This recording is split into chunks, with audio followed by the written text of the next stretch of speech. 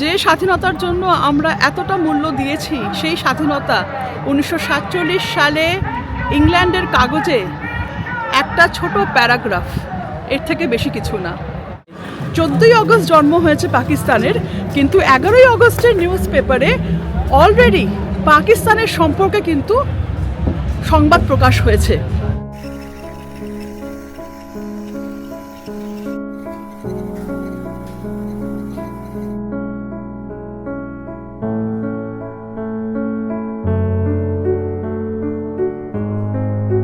সবাইকে নমস্কার, সুপ্রভাত। আর আজকের মতো সুপ্রভাত তো প্রত্যেকটা ভারতীয় শতাব্দী ধরে চেয়েছিল বোধহয়, তাই না?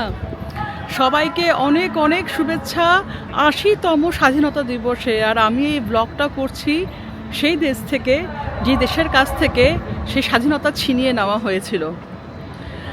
আমি দাঁড়িয়ে আছি, পেছনে ব্যাকড্রপে দেখা যাচ্ছে বার্মিংহাম লাইব্রেরি। আর এখানকার যে হেরিটেজ সেকশন, এখানে রয়েছে 1947 সালের সেই অগস্ট মাসের সংবাদপত্র।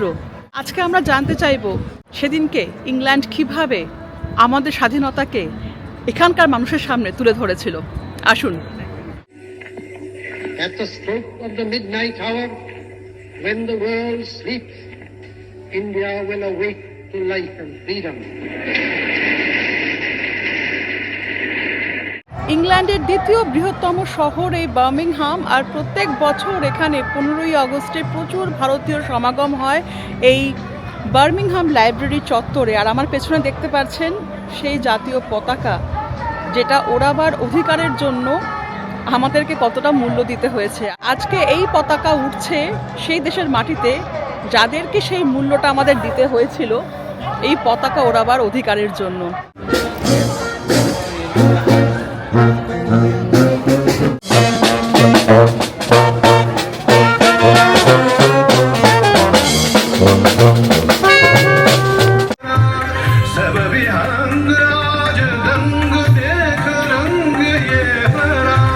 বার্মিংহামে বসবাসরত বহু ভারতীয় আজকে জমায়েত হয়েছিল এই জায়গাতে।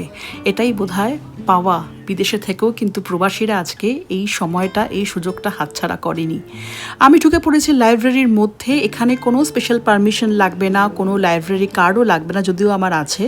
আপনি সোজা চলে যেতে পারেন হেরিটেজ সেকশনে এবং সেখানে গিয়ে অনুরোধ করতে পারেন যে আমি সেই সময়কার নিউজ পেপার দেখতে চাই। এই জায়গাটাতে আমাকে নিয়ে যাওয়া হয়েছিল, যেখানে ড্রয়ারের মধ্যে মাইক্রোফিল্মের আকারে সমস্ত খবরগুলিকে খবরের কাগজগুলিকে আর কি সংরক্ষণ করা রয়েছে। লাইব্রেরির একজন কর্মী কিন্তু আমাকে এই পুরো ব্যাপারটার সহযোগিতা করেছেন। মাইক্রোফিল্ম বের করে দিলেন মে থেকে আগস্ট 1947 সালের, দেখতে পাচ্ছেন আপনারা। আর তারপরে সেটাকে সেটও করে দিলেন যাতে আমি সমস্ত সংবাদপত্রগুলি দেখতে পারি।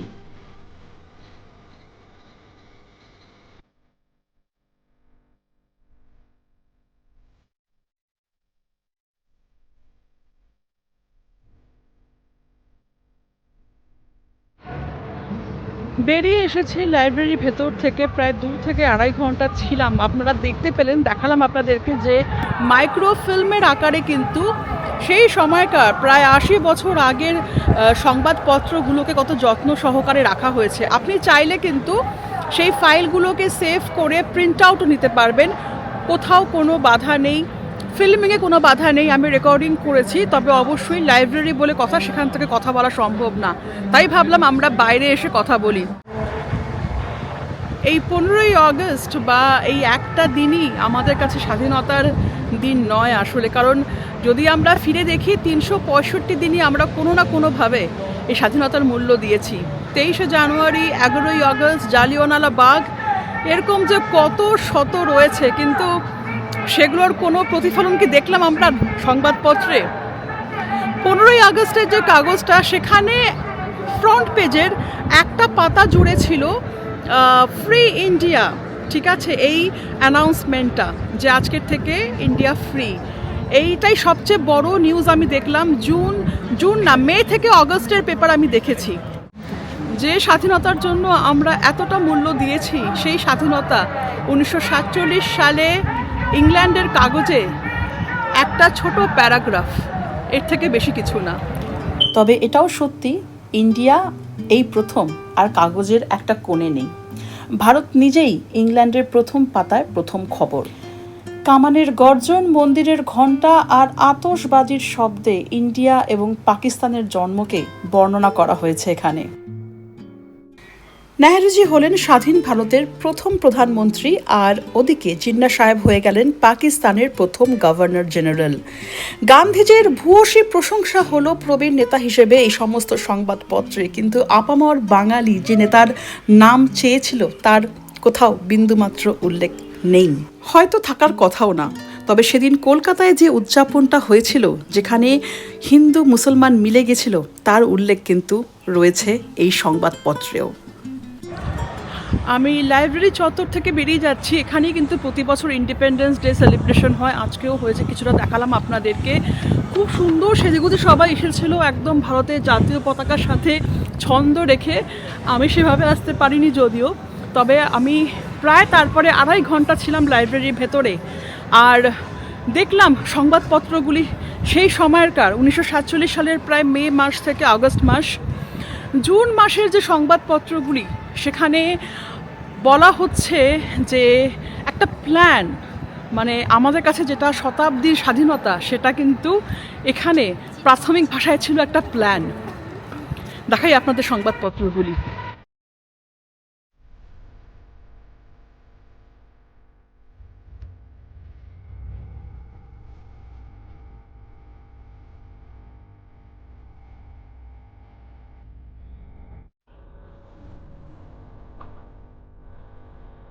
মাউন্ট ব্যাটেনের প্ল্যান অনুযায়ী, সেই প্ল্যান অনুযায়ী ভারতবর্ষকে বিভক্ত করা হবে সেই সিদ্ধান্ত নেওয়া হয়েছিল, এবং তারপরে একটা ছোট্ট কলামে এত বড় একটা খবর দেশ বিভাজনের, সেই খবরটা একটা ছোট্ট কলামে প্রকাশিত হয় তার কিছুদিন পরে।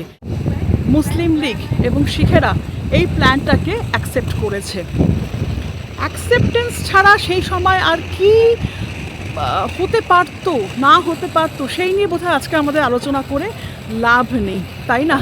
আজও আমাদের যে সিনেমাগুলো তৈরি হয়, কদিন আগেই একটা খুব ভালো বলিউডের সিনেমা আমরা দেখলাম, ম্যায় ওয়াপস আউঙ্গা, সেখানেও সেই বিভাজনের যে কষ্ট, এরকম যে কত অসম্পূর্ণ প্রেম কাহিনী রয়ে গেছে, সেটা বলার অপেক্ষা রাখে না।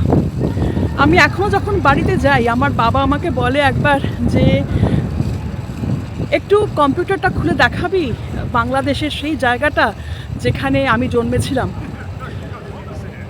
তো এই ইমোশনগুলো, এই বেদনাগুলো, এই কষ্টগুলো, এইগুলো এই সংবাদপত্রে তো কোনোভাবেই রিফ্লেক্ট হবে না, কোনোভাবেই সম্ভব না। তাই এখানকার মানুষের কাছে এটা প্রথমে ছিল প্ল্যান, তারপরে ছিল সেই প্ল্যানের অ্যাকসেপ্টেন্স, তারপরে ছিল ট্রান্সফার অফ পাওয়ার। এই ধরনের শব্দগুলি ভীষণভাবে চোখে পড়লো। একমাত্র 15ই আগস্টের যে কাগজ, সেখানে দেখলাম ফ্রন্ট পেজে আধা পাতা জুড়ে খবরটা এসছে যে ফ্রি ইন্ডিয়া।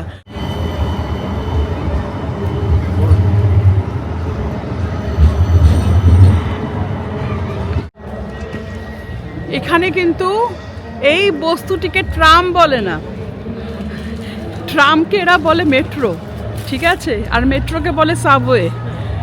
তো ইংল্যান্ড তারা তাদের মতো করে সমস্ত কিছু ডেফিনেশন করে নিয়েছে। কনফিডেন্স, জানেন তো, আত্মবিশ্বাসটাই সব কিছু। না তো এই কটা মানুষ মিলে কি করে এত মানে বিপুল সংখ্যক জনতার একটা দেশকে 200 বছর ধরে শাসন করতে পারে। 200 বছর হয়তো বলা ঠিক হবে না, কারণ প্রথম দিকে এটা ছিল একটা ব্যবসায়িক ফাঁদ, তারপরে আসলে প্রশাসনিক ব্যবস্থার থেকে একটা সাপোর্ট, তারপরে দুটো মিলিয়ে শুরু হলো পরবর্তী ক্ষেত্রে ব্রিটিশ রাজ, যেটা মনে হয় 90 বছর চলেছিল। কোথাও ভুল হলে আমাকে ধরিয়ে দেবেন অবশ্যই, ঠিক আছে?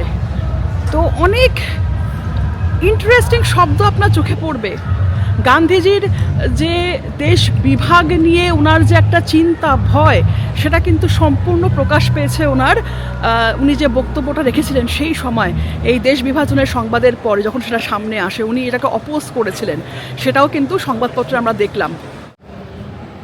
গান্ধী সিজ ইন্টারস্টেট ওয়ার, এই শিরোনামটা একটা কথা বলেই দেয় যে উনি স্পষ্ট বুঝতে পেরেছিলেন যে কোনোভাবেই কিন্তু বন্ধুর মতো এই দুটি দেশ আলাদা হবে না। পরবর্তীকালে কোনো না কোনোভাবে এই দুটি দেশের মধ্যে যুদ্ধ অশান্তি লেগেই থাকবে।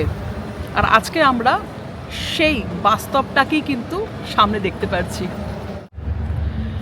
আর একটা ইন্টারেস্টিং, আপনারা যদি শীর্ষ লক্ষ্য করে থাকেন যে Churchill won't oppose the plan, মানে গান্ধীজির নাম নেই, নেহেরুজির নাম নেই, যেহেতু এটা লর্ড মাউন্টব্যাটেনের প্ল্যান ছিল ভারতকে বিভক্ত করা দুটো ডমিনিয়নে, ইন্ডিয়া আর পাকিস্তান, সেহেতু এই প্ল্যানটাকে চার্চিল যে অপোজ করেনি সেটা কতটা বড় হেডলাইন হয়ে এসছে, এবং সেখানে কোথাও আমাদের ভারতীয় কোনো নেতাদের এতটুকু উল্লেখ পর্যন্ত নেই। একটা খুব ইন্টারেস্টিং ব্যাপার লক্ষ্য করলাম, সেটা হচ্ছে পাকিস্তান কিন্তু জন্মানোর আগে থেকেই কাজকর্ম শুরু করে দিয়েছিল। পাকিস্তানের যে সাংবিধানিক যে সমস্ত কার্যক্রিয়া, সেই সমস্ত কিছু কিন্তু মানে পার্লামেন্টের নেতা নির্বাচন থেকে শুরু করে সেই সমস্ত কাজগুলি কিন্তু শুরু হয়ে গেছিল। তাই 11ই আগস্টের যে সংবাদপত্র, সেখানে কিন্তু যে দেশ তখনও জন্মায়নি, আসলে 14ই আগস্ট জন্ম হয়েছে পাকিস্তানের, কিন্তু 11ই আগস্টের নিউজ পেপারে অলরেডি পাকিস্তানের সম্পর্কে কিন্তু সংবাদ প্রকাশ হয়েছে। পাকিস্তানের জন্ম আগে হয়ে গেল, বাংলাদেশ কিন্তু তখনও বাংলাদেশকে আসলে ইস্ট বেঙ্গল হিসেবেই কিন্তু দেখলাম সংবাদপত্রে উল্লেখ করা হয়েছে, এবং সেখানকার সমস্ত ঘটনাকে, সমস্ত না, ওই আর কি ছোটো ছোটো কলামের আকারে যেটুকু প্রকাশ করা যায়। কলকাতার দাঙ্গা, কত আহত হয়েছে, কত নিহত হয়েছে, ডিটেল কোনো খবর নেই, শুধুমাত্র কলকাতায় দাঙ্গা হয়েছে সেটুকুই বলা হয়েছে। পাঞ্জাব অ্যাসেম্বলিতে সিদ্ধান্ত এখনও নেওয়া হয়নি দেশভাগের ব্যাপারে, বা করাচিতে, লাহোরে যে অশান্তি চলছে, একটা ছোট ছোট জাস্ট খবরের আকারে যেগুলি মানুষের জীবন, মানে আকাশ পাতালের পার্থক্য যেটাকে এনে দেওয়া বলে, সেরকম পার্থক্য এনে দিয়েছিল। সেগুলি এখানে ছোট্ট ছোট্ট খবর, শুধুমাত্রই খবর, এর বেশি কিছু না। এখানে ইংল্যান্ডকে দোষী বা মহান সাব্যস্ত করার কোনো ব্যাপার নেই। এমন সব ঘটনাগুলিকে হয়তো ছোট কলামের মাধ্যমে প্রকাশ করাটাও বড় ব্যাপার ছিল, তবে তার থেকেও অনেক বড় ব্যাপার ছিল এখানকার রাজা রানীদের খবর, এখানকার ক্রিকেটের খবর আর টনিকের খবর। আরেকটা সংবাদপত্র, সেটা হচ্ছে ইভিনিং ডিসপ্যাচ। আমি এটারও নিয়েছিলাম কপি, তবে আমার বিশেষ কিছু দেখার সম্ভব হয়নি, তার কারণ হচ্ছে সময়ের অভাব। অনেক জায়গায় পার্টিশন আর রায়টের কথা খুব ছোট আকারে এখানে প্রকাশ করে অন্তত ইংল্যান্ডের মানুষকে জানানো হয়েছে যে ভারতবর্ষে কি হচ্ছে, সেটাও হয়তো কম কথা নয়। স্বাধীনতা ঘোষণার সঙ্গে সঙ্গে এটাও খবরে আসে যে বার্মিংহাম ভারতবর্ষের ওয়েলফেয়ার, মানে কল্যাণ আর সমৃদ্ধির জন্য হাত বাড়িয়েছে। সেই সময়কার এই কাগজের পাতাগুলি বোধহয় আমাদের স্বাধীনতার মূল্যের সাক্ষ্য বহন করছে। স্বাধীনতার সঙ্গে সঙ্গে এসেছিল দাঙ্গা, উদ্বাস্ত মানুষের ঢল, ঘর ছাড়া হওয়ার যন্ত্রণা, সব মিলিয়ে আমরা দিয়েছি এক ভয়াবহ মূল্য স্বাধীনতার জন্য। যেটুকু বুঝলাম সেই সময়কার এতগুলো সংবাদপত্র ঘেটে, যে আমাদের স্বাধীনতা যেটা আমরা অর্জন করেছিলাম, সেই অর্জনটাকে কোথাও দেখানো হয়নি। কি দেখানো হয়েছে? দেখানো হয়েছে ট্রান্সফার অফ পাওয়ার। যদিও আমি বলবো যে ট্রান্সফার অফ পাওয়ার কথাটা খুব ভুল না, কারণ এটা একটা প্রশাসনিক শব্দ, আর এখানকার পার্লামেন্টেও কিন্তু এই শব্দটাই, এই ফ্রেজটাই ব্যবহার করা হয়েছে।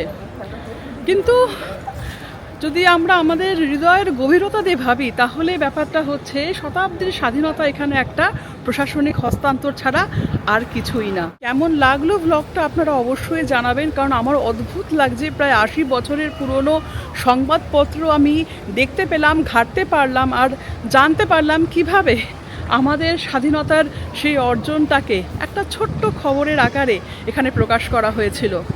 যাই হোক, সকলে ভালো থাকবেন। আশা করি আমরা স্বাধীনতার মূল্য বুঝতে পারবো আর সঠিকভাবে নিজেদের দেশকে এগিয়ে নিয়ে যেতে পারবো। সকলে খুব ভালো থাকবেন। নমস্কার, আমি সৌমি, ইংল্যান্ডের বার্মিংহাম শহর থেকে।